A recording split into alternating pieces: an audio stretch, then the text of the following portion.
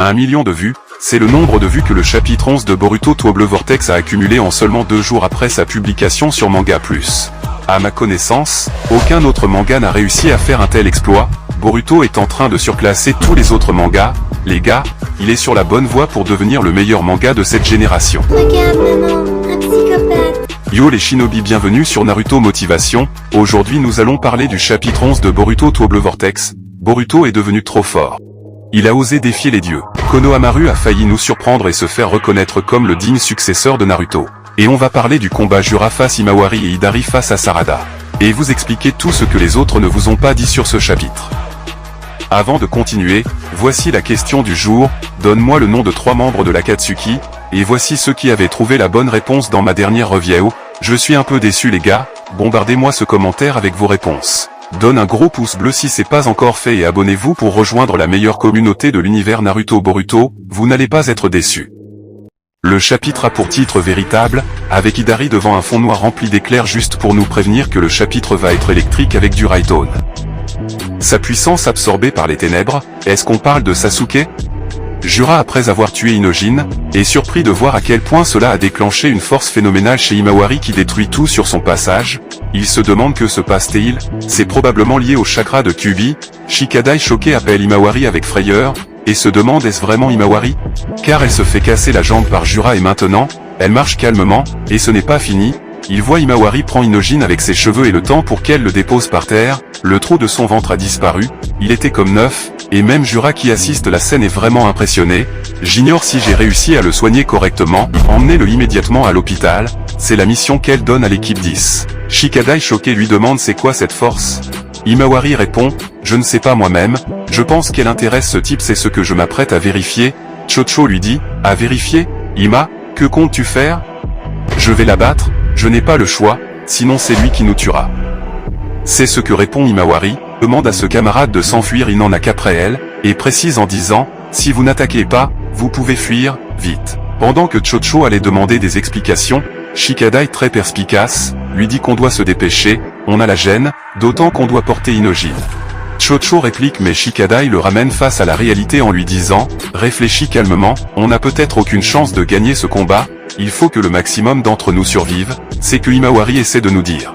Même Jura salue la décision de Shikadai en disant que ton jugement est intelligent Shikadai, j'ai mémorisé ton nom, nous nous recroiserons. Malgré cela Chocho refuse de laisser l'affaire et casse l'ambiance en disant, je ne suis pas d'accord, je ne peux pas te laisser seul, je doute aussi de moi mais, si je possède une force, je veux assumer la responsabilité, voilà ce que je pense. Cela prouve que c'est un Uzumaki comme son père et son frère qui ne fuient pas à leur responsabilité, comme Naruto durant la 4e guerre qui refuse de se pioncer sur une île pendant que ses camarades sacrifient leur vie, et Boruto qui a pris la responsabilité pour ramener Kawaki à la raison. Et c'est cela que confirme Himawari en disant, car mon père et mon frère l'auraient sûrement fait. Chocho voit qu'elle ne peut rien faire pour l'arrêter se résigner en disant, on a promis qu'on allait ensemble au magasin de pancakes, juste pour lui dire de survivre malgré tout, et Himawari dit, j'ai pas oublié, j'aime les pancakes.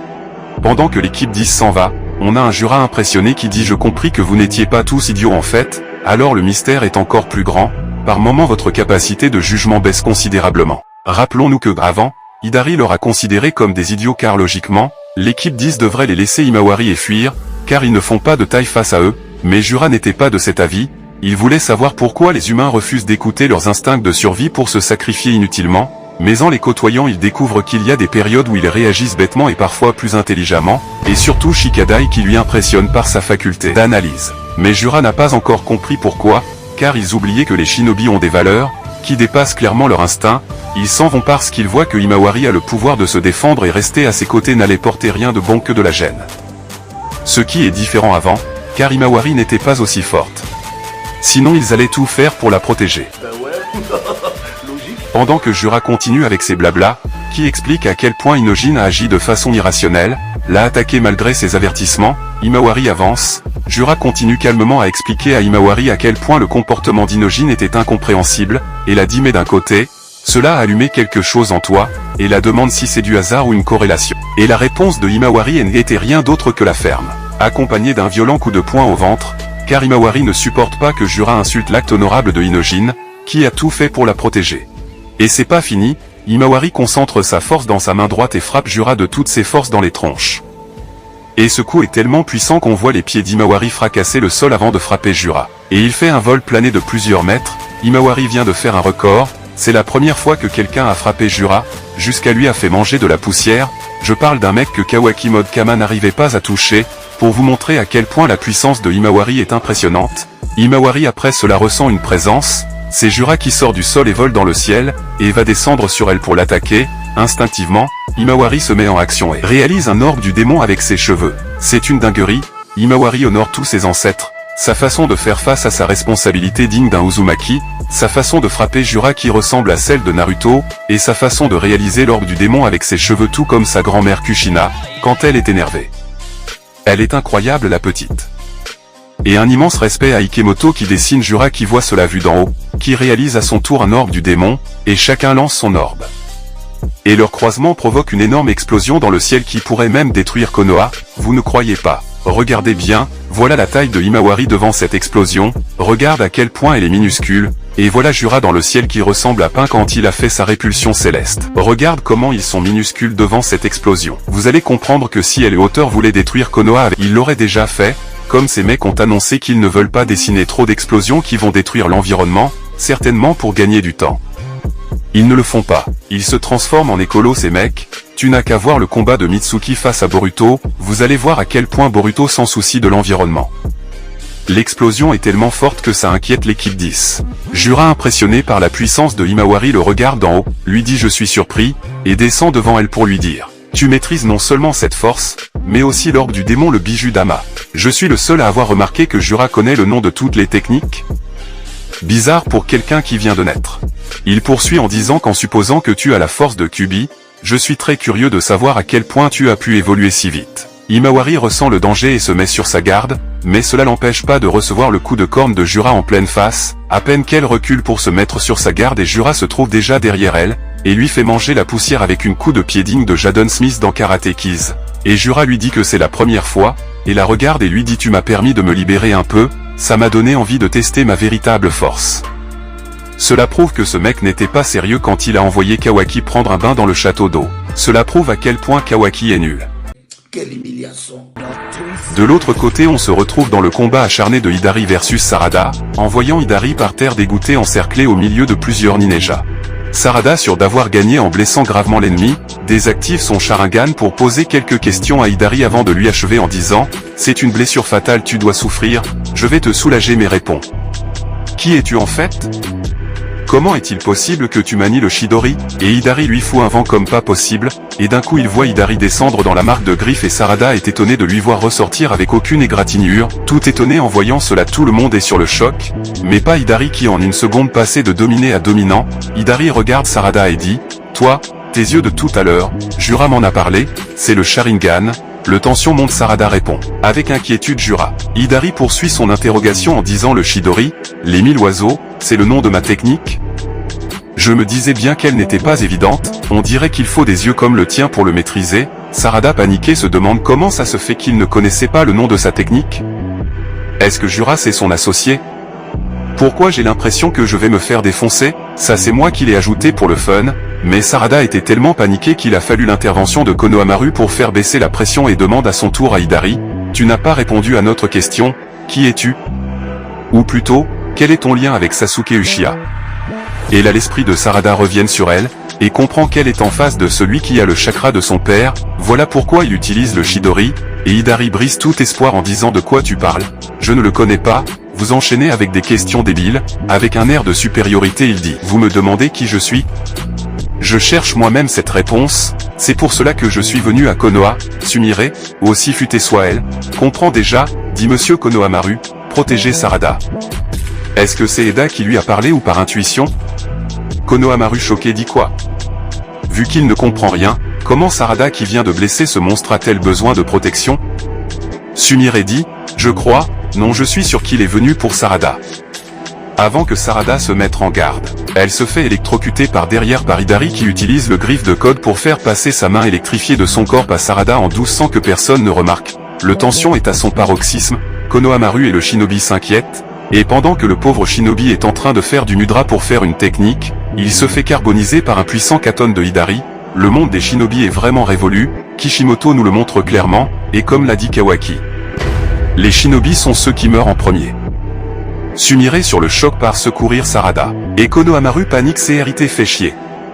Et va accomplir son devoir, attaque Hidari par derrière avec un Rasengan pour le surprendre, mais oublie que ce n'est pas un shinobi, c'est un monstre. Tout d'un coup il ne voit plus Hidari devant lui, et par réflexe il regarde par derrière et voit un main rempli d'électricité approche sur lui, rapide soit-il, il désactive son Rasengan pour activer une autre technique nommée Futon, Rasen Shoki. Orbe tourbillonnant protecteur, et on voit une barrière devant lui protégée de l'attaque. Comment il a fait pour créer cette technique? J'ai l'impression que Konohamaru savait qu'il allait affronter Sasuke qui a le Chidori. Pour le protéger il a évolué son Rasengan en le faisant devenir une barrière de vortex qui tourne dans tous les sens. Konohamaru est incroyable, en plus son temps de réaction est impressionnant.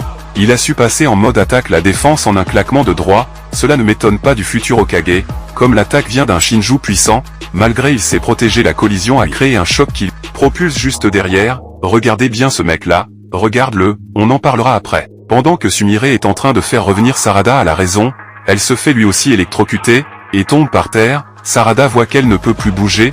Est-ce que cette électricité est la même que le Chidori? Vu que je vois qu'elle ressemble à celle que Kashin Koji a utilisée sur l'équipe de Konohamaru au début de Boruto. Et ça faisait la même effet, la victime ne peut plus bouger, son corps est paralysé comme Sarada, les deux filles électrocutées, un shinobi carbonisé et le chef repoussé hors du champ de bataille, victoire de Hidari avec infériorité numérique. Même si c'est avec de la ruse aussi, vu que je trouve ces électrocutions sont vraiment rusées avec sa main dans la poche, sacré Hidari. Et le seul qui est arrivé à rester debout c'est lui, ce mec là qui se faisait semer par Kawaki quand on lui demandait de le surveiller. La seule chose que le mec fait c'est d'assister au massacre. Voilà ce qu'il faut faire pour survivre face à de tels adversaires. Il y a ceux qui pensent que Sarada est décevante en jouant à chaque fois à la princesse qui se fait sauver par son prince charmant sur un cheval blanc. Je vous dis stop mec, vous allez devenir con à force de regarder que ceux qui font des résumés sans vous expliquent tout dans les détails. Heureusement je suis là pour vous sauver, maintenant c'est moi qui joue le rôle de prince charmant, et c'est bête de dénigrer les autres pour se faire passer pour un dieu. Quelle indignité. Mais je dois vous dire que si vous ne prenez pas votre temps pour bien lire le manga et voir les vrais youtubeurs je suis désolé pour toi mec, tu ne vas juste perdre ton temps sans comprendre réellement ce qui se passe. Revenons au combat. Avant Sarada nous a tous impressionnés avec son temps de réaction extraordinaire pour esquiver l'attaque de Hidari pour le blesser mortellement avec son Chidori, et même Hidari est impressionné et précise qu'elle maîtrise parfaitement cette technique grâce à son Sharingan, ce qui pourrait dire que vu qu'il n'a pas de Sharingan le sien est incomplet. Je ne dirais pas cela mais c'est possible. Certains traitaient Hidari de fraude en voyant cela. Maintenant la roue tourne, c'est Sarada la fraude. Mais c'est de la merde. Lui ça se voit, il a une vie de merde lui. Un glandeur. Il va travailler un peu. Après avoir mis Hidari KO, Sarada désactive immédiatement son Sharingan pour en savoir plus sur son ennemi avant qu'il meure, car elle voulait savoir pourquoi ce mec utilise la technique de son père et plus, mais quand Hidari a pris un bain de griffes en remontant avec sa blessure guérie cela l'a choqué. Et se demande comment il a fait. Et le temps pour que Sumire fait savoir à Konohamaru d'aller protéger Sarada car elle est la cible du monstre. Elle se fait attaquer subitement par derrière avec une technique imprévisible. Elle n'avait aucun doute qu'elle allait se faire attaquer et aussi lâchement. On dirait que vous oubliez cette technique, c'est le griffre de code et ce n'est rien d'autre qu'une technique des Otsutsuki car c'est un Shinjutsu. C'est grâce à cette technique qu'on a placé code plus fort que Gigant. Vous pensez que Sarada peut vaincre Gigant? C'est un humain? En fait j'en ai marre de vous voir chialer car les shinobi se sont fait défoncer par des mecs qui utilisent des pouvoirs divins. Ils ne jouent pas dans la même cour, c'est comme si vous voulez que Naruto gamin puisse tenir tête face à Madara, c'est la même chose. Sarada, Sumire, Konohamaru tous utilisent du ninjutsu qui peut juste blesser un humain, face à des monstres qui utilisent du fuinjutsu qui peut changer la mémoire des gens du monde entier. Vous voyez la différence de puissance maintenant? Car c'est le message de Kishimoto les gars, le monde des shinobi est révolu. Il est temps de développer les Otsutsuki, même après des temps d'entraînement, un ninja ne peut pas tenir tête à un Otsutsuki, sauf s'il a hérité du chakra et du pouvoir d'Otsutsuki. Voilà pourquoi je suis fier de Konohamaru qui a créé une technique de défense impressionnante pour échapper à une mort certaine. Alors arrêtez de placer vos attentes sur des ninjas. Voilà pourquoi je trouve Sarada fantastique, sa façon d'esquiver et d'attaquer est mortelle, et même face à celui qui a un pouvoir divin. Elle est la seule qui a arrivé à le blesser et la seule à se faire attaquer aussi lâchement. Les gars calmez-vous et parlons d'autre chose, car de l'autre côté Himawari est en train de se faire défoncer par Jura qui se déchaîne à cœur joie sur elle, car elle est la seule qui lui a permis de se défouler autant, dit que Kawaki a affronté ce type avant. Nous sommes humiliés. Mais je ne sais pas si vous avez remarqué, Jura lance un Jubi-Dama sur Himawari, et le temps pour qu'Himawari ressent la douleur la blessure était déjà comprendre guéri.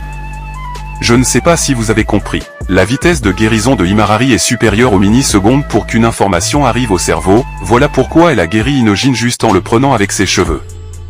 Cela impressionne même Jura qui dit que « Ton pouvoir de guérison est surprenant, tu es plus proche de nous les bijoux que d'un humain ou d'un réceptacle. » L'auteur a fait l'exprès de nous montrer 3 régénérations rapides. Le premier quand Himawari a fait voler Jura à plusieurs kilomètres, elle l'avait blessé. Vous n'avez pas vu car sa faculté de génération est surprenant qu'après avoir été projeté il se relève immédiatement, comparé à Kawaki qui a pris des siècles à se faire régénérer après avoir été projeté dans le château d'eau. Le deuxième c'est Hidari face à Sarada.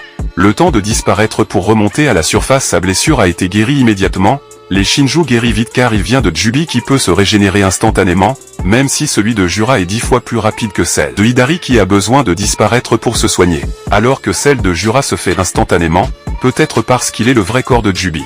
Et la troisième c'est celle de Himawari, et c'est en utilisant ces 3 régénérations que Kishimoto a su trouver de quoi pour faire la comparaison entre la régénération des Shinju et celle d'Himawari. Je vous l'avais dit, vous n'allez trouver ces choses nulle part, ici on essaie de tout vous expliquer dans le moindre détail, alors lâchez-moi un gros pouce bleu et abonnez-vous pour nous rejoindre. Tu commences à être considérablement affaibli. Ce sont les paroles de Jura à Himawari qui souffre de douleur, il poursuit en disant que c'est normal, tu as beau guérir tes plaies, tu ne peux éviter l'épuisement du chakra que cela entraîne. Et même Kurama commence à se plaindre en disant merde, il est encore plus monstrueux que prévu, à ce niveau, avoir un énorme potentiel ne suffit pas, avec lui on est vraiment mal tombé, en disant cela si un grand potentiel ne suffit pas, que est-ce qu'il faut pour le combattre? C'est ma question que j'espère retrouver très prochainement. Et voilà Kawaki en train de voler à toute vitesse avec Delta pour aller secourir Himawari. Delta dit à Kawaki j'aimerais que tu m'écoutes sans t'énerver, sacré Delta. Elle connaît bien que cette question va mettre Kawaki hors de lui. Que comptes-tu faire face à ces types qui viennent de te tabasser? C'est la question que pose Delta à Kawaki. Je vous ai dit elle savait qu'elle allait lâcher une bombe. Kawaki lui répond, je n'ai pas d'autre choix que d'y aller, je vais juste faire ce que je peux. Delta avec une tête pas croyable, qui n'a pas du tout confiance en lui, dit c'est la question, que est-ce que tu peux faire? Delta est vraiment une comique, parfois elle se fout clairement de la gueule de Kawaki. Kawaki n'a pas le temps pour s'énerver car il sent la présence de quelque chose qui passe devant eux. Ce n'est rien d'autre que Boruto les amis. Le mec est aussi rapide en vol que Kawaki, et il a le temps pour arriver vers la scène du combat, sauve Himawari entre la main de ce Jura qui est extrêmement rapide avec un temps de réaction très futé, n'avait pas remarqué la vitesse de Boruto. Et on ne voit choqué, et se dit quelle vitesse? Et c'est en ce même moment que Hidari décide de dévorer Sarada en la disant, j'ignore absolument qui je suis, mais toi, tu es la seule que j'ai connue depuis le début, Sarada Uchiha, c'est plutôt à toi de me dire qui tu es. C'est la seule souvenir que Hidari a hérité de Sasuke pour l'instant, car c'est l'être le plus cher aux yeux de Sasuke. Comme Hidari ne comprend pas le sentiment amoureux, il pense que c'est ce que son instinct lui dit de dévorer après avoir été victime de la manipulation de Jura. Si je te dévore, que vais-je obtenir? C'est ce que dit Hidari après avoir emprisonné Sarada qui ne peut plus bouger avec ses bois pour la dévorer. Sarada soulagée car elle a vu le crapaud de Boruto au-dessus d'elle, elle a tout compris, et le crapaud dit à Boruto enfin sur place, Sarada Uchiha localisé. Le symbole est rectangle, et on a un Boruto qui utilise Ireshin vol du dieu de la foudre pour se téléporter vers le lieu du combat, et tout d'un coup Sarada voit Boruto au-dessus de lui avec Himawari en main et tout devient clair maintenant. Le temps d'un mini-seconde Boruto a déjà coupé la main de Hidari pour délivrer et tout le monde est choqué, même ce ninja qui ne sert à rien. Boruto calmement se tient devant lui sans crainte et lâche un regard diabolique qui étonne pour la première fois Hidari, qui dit Otsutsuki Boruto. Et même Jura ne comprend pas, lui traite de petit insolent. Et même le texte en bas le confirme en disant, un sauvetage rapide comme l'éclair. Boruto se tient devant Hidari qui tient la puissance de son maître. Que va-t-il passer dans ce duel? Boruto va-t-il utiliser le Uzuiko sur Hidari? Boruto a-t-il la force pour vaincre deux Shinju après avoir été affaibli par le Kama? On aura la réponse dans le prochain chapitre de Boruto Trouble Vortex. À la regarder et vous allez voir que Boruto a une chance pour les battre. Il peut utiliser le Kenjutsu pour les frapper avec sa puissance sans trop d'efforts, ou ses techniques de Raitone, ou même le Uzuiko, et je souhaite vraiment que Boruto l'utilise sur au moins l'un des deux Shinju, car j'aimerais voir ces monstres en mauvaise posture même pour une seule fois. Si Himawari ne peut pas le faire, Boruto sera peut-être ce qui manque pour vaincre Jubi. Bombardez-moi ce pouce bleu les gars, j'arrête là et n'hésitez pas à vous abonner pour rejoindre la meilleure communauté de Naruto Boruto et vous venez de le voir, accrochez vos ceintures et à plus pour une nouvelle vidéo. Viva Naruto!